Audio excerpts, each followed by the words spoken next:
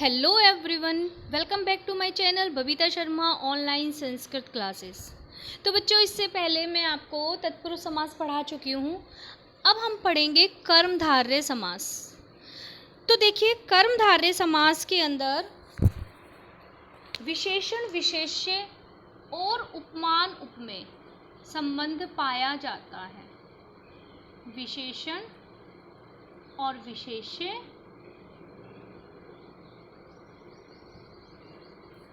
या फिर उपमान और उपमेय संबंध पाया जाता है।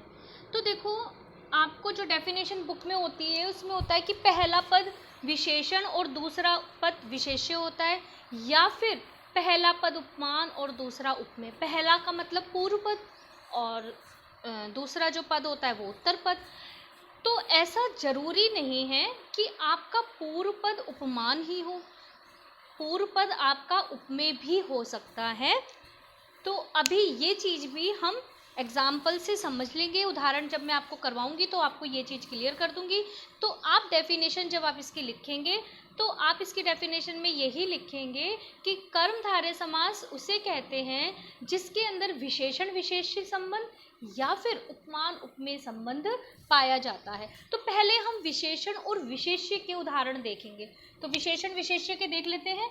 जैसे एग्जाम्पल है काली मिर्च। तो देखो बच्चों, जब भी आप समास विग्रह करें, दोनों पदों को अलग अलग पहचान लें कि इसके अंदर कौन से दो पद हैं। तो समास जब हम करते हैं तो उसके अंदर दो या दो से अधिक पद होते हैं, उनका ही समाहार समास कहलाता है। तो दोनों पदों को पहचानो। जैसे इसके अंदर काली और मिर्च। मिर्च कैसी है? काली है। इसकी विशेषता बता रहा है ये मिर्च की।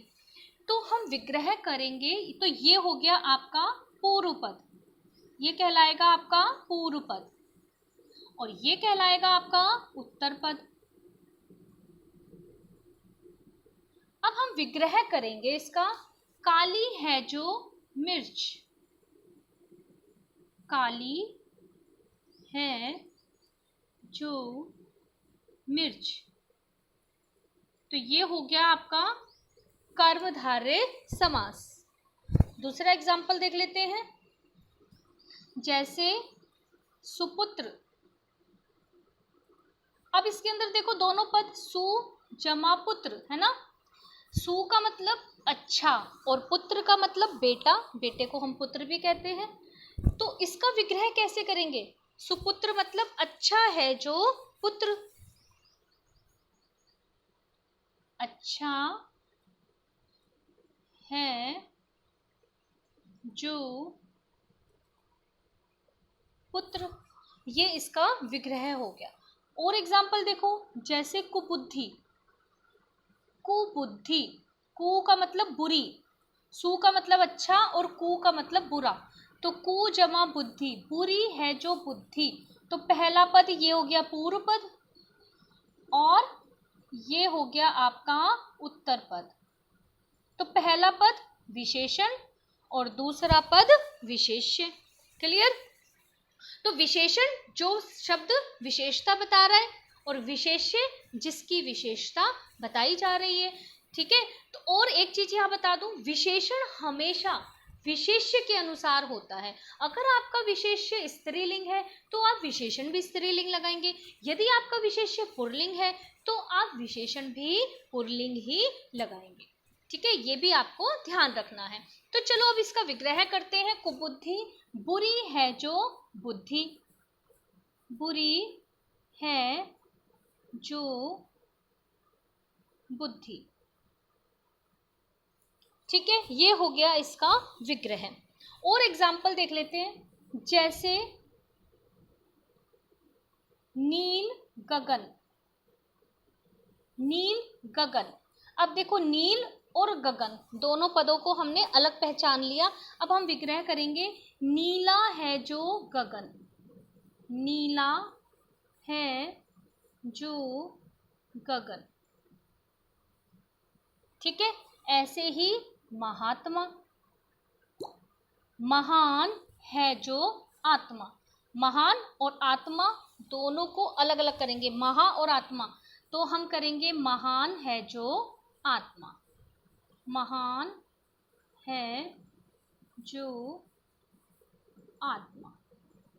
अब एक विग्रह तो ये आपने देखा, जैसे मैंने अभी आपको बताया कि ये सारे विग्रह इस तरह से हुए हैं। दूसरा, जब आप इसका दो तरह से विग्रह कर सकते हो, दूसरा विग्रह भी कर सकते हो आप सिंपल, जैसे नीला है जो गगन, इसको आप ऐसे भी लिख सकते हो, नील गगन, सिंपल आप ऐसे भी इसको लिख सकते हो। महात्मा, इसको आप लिख सकते हो महान आत्मा। यानी आपने विशेषण और विशेष्य को अलग करके लिख दिया, ये भी आपका सही है विग्रह। यानी विग्रह आप ऐसे भी कर सकते हो और ऐसे भी कर सकते हो कर्मधारय का। ठीक है, अब ये तो हो गए सिंपल सेंटेंस, सिंपल एग्जाम्पल जो आपने कर लिए। अब मैं आपको एक और एग्जाम्पल बताती हूँ, जैसे है नीलकंठ। ठीक है, नीलकंठ। अब यहाँ पर है नील और कंठ, नील का मतलब नीला और कंठ का मतलब गला। अब ये हो गया आपका पूर्व पद और ये है आपका उत्तर पद। ठीक है, पूर्व पद और उत्तर पद। अब हम इसका विग्रह करेंगे, नीला है जो कंठ, नीला है जो कंठ। अब एक विग्रह तो इसका ये हो गया। अब मैं आपको इसका दूसरा विग्रह भी करके बताती हूँ। यहाँ पर है द्विगु समास, लेकिन नीलकंठ को जब हम दूसरा विग्रह करेंगे तो इसका होगा नीला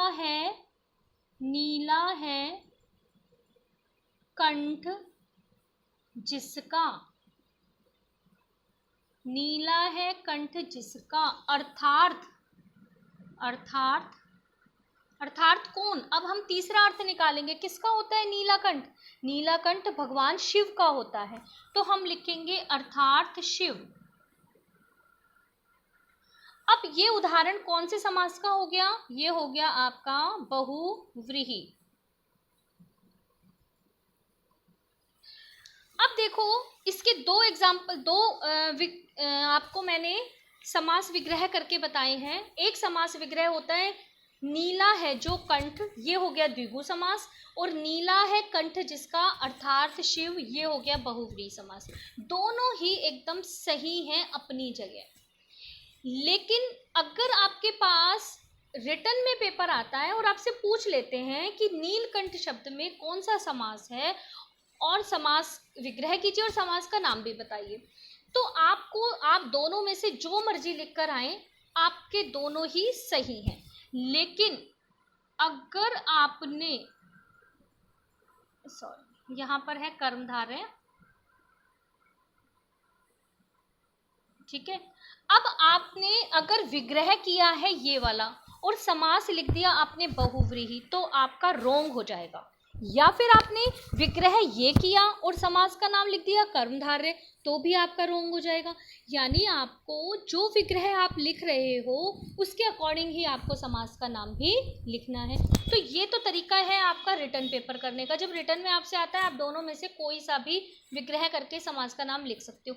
लेकिन यदि जब आपका MCQ क्वेश्चन आते हैं, जैसे कि अभी आपकी ऑनलाइन क्लासेस चल रही हैं और ऑनलाइन ही पेपर हो रहे हैं, और आपसे ऑप्शन में पूछ लेते हैं कि नीलकंठ शब्द में कौन सा समास है, और ऑप्शन में आपको दोनों दे दिए, कर्मधारय, बहुव्रीहि, द्वंद्व, द्विगु समास दे दिए, 4 ऑप्शन। अब आप कौन सा टिक करेंगे। अब देखो यहाँ बच्चे कंफ्यूज, अगर आपने कर्मधारय किया तो आपका रोंग हो जाएगा, आपका सही आंसर आएगा बहुव्रीहि।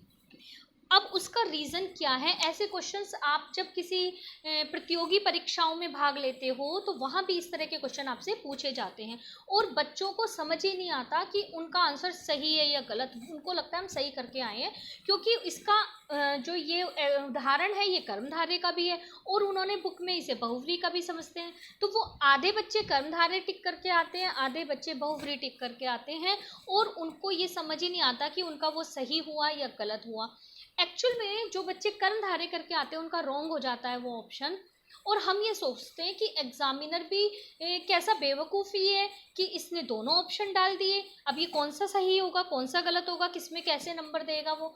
देखो इसका लॉजिक है कि नीला है कंठ, नीला कंठ हर किसी का नहीं होता। अब एक घटना के द्वारा भगवान शिव का कंठ नीला हुआ जब उन्होंने विष का पान किया और विष को उन्होंने अपने गले में ही रोक लिया, तब उनका जो गला है, कंठ जो है वो नीला पड़ा। उस दिन से भगवान शिव नीलकंठ कहलाने लगे। यानी ये जो शब्द है एक्चुअल में किसके लिए प्रयुक्त होता है? शिव के लिए प्रयुक्त होता है। यानी इसका एक तीसरा अर्थ निकलता है। इसलिए ये जो उदाहरण है वो एकदम सही उदाहरण बहुव्रीहि का है। हम अपने नियम के अकॉर्डिंग इसे कर्मधारय में डाल लेते हैं क्योंकि इसमें विशेषण और विशेष्य संबंध है। क्योंकि नीला है, कंठ की विशेषता है कि वो नीला है, इसलिए हमने उसको कर्मधारय में डाल दिया। लेकिन अगर इन दोनों में से अगर आप चूज करना पड़े तो आप इसे चुनना, क्योंकि ये सही जो उदाहरण है ये बहुव्रीहि का है। तो चलो अब हम आगे और एग्जाम्पल देख लेते हैं।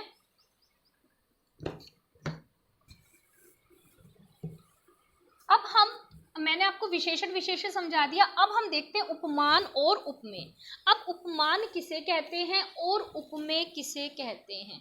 तो देखो, उपमान और उपमेय की परिभाषा को समझने के लिए आप एक उदाहरण याद रखो माइंड में। मैं यहाँ एक उदाहरण लिख रही हूँ, चंद्रमुख। चंद्रमुख, चंद्र और मुख दोनों पद अलग अलग पहचानो। चंद्रमा के समान मुख, मुख को किसकी उपमा दी गई है? चंद्रमा की। यानी मुख को किसके समान बताया है? चंद्रमा के समान, कि इसका मुख कितना सुंदर है, चंद्रमा जैसा सुंदर है। तो ये जो चंद्रमा है ये आपका कहलाएगा उपमान, ये कहलाएगा आपका उपमान। और मुख क्या कहलाएगा? उपमेय। उपमेय। तो देखो, जिसकी उपमा दी जाए वो उपमान और जिसे उपमा दी जाए वो उपमेय, है ना भाई। हम किसे उपमा दे रहे हैं? मुख को। और किसकी उपमा दे रहे हैं? चंद्रमा की।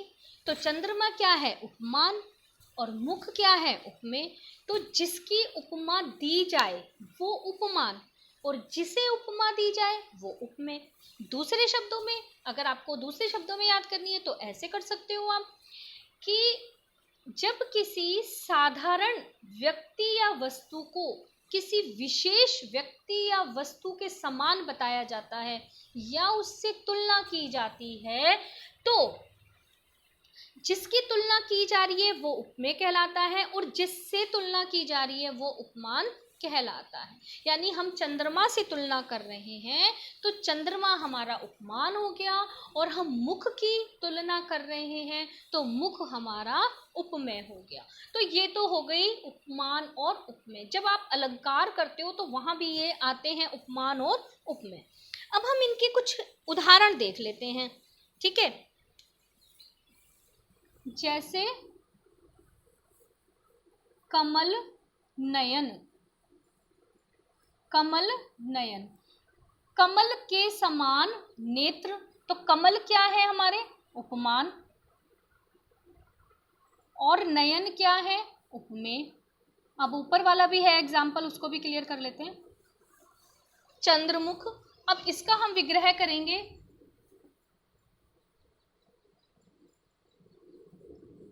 चंद्रमा के समान, चंद्रमा के समान मुख, इसका विग्रह हो जाएगा कमल के समान नयन। नयन मतलब नेत्र, कमल के समान नयन। अब कमल नयन किसके होते हैं? भगवान श्री कृष्ण के, है ना। उनके नेत्रों को हम कमल के समान बताते हैं और कमल नयन जो शब्द है ये भगवान कृष्ण के लिए प्रयोग किया जाता है, ठीक है। एक तो ये हो गया। अब एक और एग्जाम्पल देख लो, जैसे देहलता। देहलता, दो शब्द हैं, देह और लता। देह का मतलब शरीर और लता का मतलब लता। संस्कृत में आपने ये शब्द पढ़ा होगा। लता का मतलब बेल होती है, जैसे आपके घर में होती है मनी प्लांट की बेल, तोरई की बेल, घिया की बेल, तो लता का मतलब बेल। तो देह रूपी लता, देह रूपी लता, देह रूपी लता। लता कैसी है? देह रूपी, जैसे इसने शरीर धारण कर रखा है, किसी स्त्री के समान लग रही है, किसी स्त्री के शरीर के समान लग रही है वो, तो देह के समान हमने लता को बताया है। तो ये एग्जाम्पल तो हो गए आपके, उपमान पहले आया और उपमेय बाद में आया। अब मैं आपको एक और एग्जाम्पल बताती हूँ, जैसे कर कमल। कर कमल, कर का मतलब हाथ और कमल का मतलब कमल का फूल। अब देखो यहाँ पर पहला पद क्या है? ये है आपका उपमेय, ये है उपमेय, और ये है आपका, ये है आपका उपमान। क्लियर? अब देखिए बच्चों, ये है उपमेय और ये है उपमान। अब यहाँ पर, यहाँ हमने जब किया तो उपमान पहले था, उपमेय बाद में, लेकिन यहाँ पर उपमेय पहले आ रहा है, उपमान बाद में आ रहा है। तो देखो, हाथ, कर का मतलब हाथ, कमल के समान कर, कमल के समान कर, कर का मतलब हाथ, तो हाथ किसके समान है? कमल के समान है। तो कमल क्या है हमारा? उपमान है, और कर क्या है हमारा? उपमेय है। तो ऐसा जरूरी नहीं है कि पहला पद ही आपका उपमान आए। अब जैसे हमने ये एग्जाम्पल किया चंद्रमुख, कई बार कवि अपनी कविता को सुंदर बनाने के लिए शब्दों को तोड़ मोड़ देता है, और इस शब्द का प्रयोग कवि कभी कभी ऐसे भी कर देता है, मुख चंद्र। मुख चंद्र, आपको ये वर्ड भी बहुत देखने को मिलेगा काव्य में। तो मुख चंद्र, चंद्रमा रूपी मुख या चंद्रमा के समान मुख, दो तरह से हम इसका विग्रह कर सकते हैं, चंद्रमा रूपी मुख या फिर चंद्रमा के समान मुख। अब इसके अंदर मुख क्या है आपका? ये है उपमेय, और ये क्या है आपका? उपमान। तो ये जरूरी नहीं है कि उपमान आपका पहला पद ही हो। तो उपमेय या उपमान में से सिर्फ आपको पहले ये पहचानना है कि हम उपमा किसकी दे रहे हैं। अब यहाँ पर चंद्रमा की ही उपमा दे रहे हैं हम मुख को, तो विग्रह यही होगा, चंद्रमा के समान मुख। मुख किसके समान है? चंद्रमा के समान है, लेकिन चंद्रमा बाद में भी लगा सकते हैं और मुख को पहले भी लगा सकते हैं, चंद्रमा को पहले भी लिख सकते हैं, मुख को बाद में भी लिख सकते हैं। ऐसा कोई नियम नहीं है कि पहला ही पद आपका उपमान हो। क्लियर? तो ऐसे बहुत सारे एग्जाम्पल आपको बुक में मिल जाएंगे, तो वो आप सारे देख लेना। जैसे देह लता है, ऐसे ही कनक लता भी होता है, कनक मतलब सोना, कनक रूपी लता, है ना। इसी तरह के एग्जाम्पल हैं आपके प्राण प्रिय, प्राणों के समान प्रिय, है ना। ऐसे ही घन श्याम, घन के समान श्याम, श्याम मतलब काला रंग। और बस यही है, विद्याधन, विद्या रूपी धन। तो बहुत सारे एग्जाम्पल है जो आपके कर्मधारय समास के अंदर आते हैं। उम्मीद है आपको समझ आया होगा। नेक्स्ट वीडियो में हम मिलेंगे। नेक्स्ट आपका समास, द्विगु समास और द्वंद्व समास हम करेंगे। धन्यवाद। अगर आपको समझ आया है तो प्लीज़ आप शेयर करना, और अगर अभी तक आपने मेरे चैनल को सब्सक्राइब नहीं किया है तो प्लीज़ पहले आप YouTube पे मेरे चैनल को सब्सक्राइब भी करना। धन्यवाद।